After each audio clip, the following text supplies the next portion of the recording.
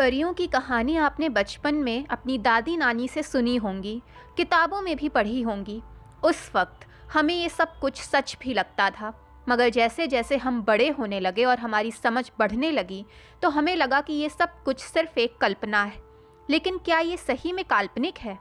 दुनिया में ऐसे कई रहस्य छुपे हुए हैं जो कि ज़रूरी नहीं जिन्हें हम कल्पना समझ रहे हों वो वाकई में मिथ्या हों।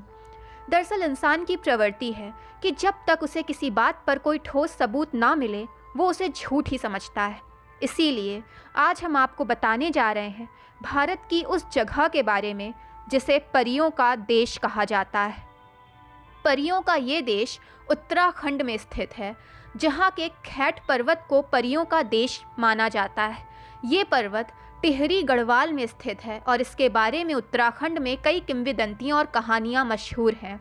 वहाँ के लोकल गढ़वाली भाषा में कहा जाता है कि इस पर्वत पर आँछरी निवास करती हैं।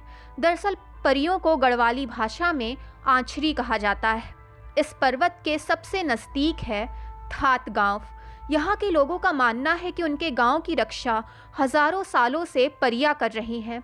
कुछ लोग तो ये भी दावा करते हैं कि उन्हें खैट पर्वत पर कई बार परियों के दर्शन भी हुए हैं। हालांकि आज तक इस पर कोई ठोस सबूत नहीं मिल पाया। जाहिर सी बात है कि जिस क्षेत्र को परियों का देश कहा जाता है वो देखने में बहुत सुंदर और समृद्ध है। खैट पर्वत बिल्कुल वैसा ही है। यहाँ चारों तरफ हरियाली साल भर रहती है। यहाँ के पेड़ों पर फल फूल हमेशा लगे रहते हैं।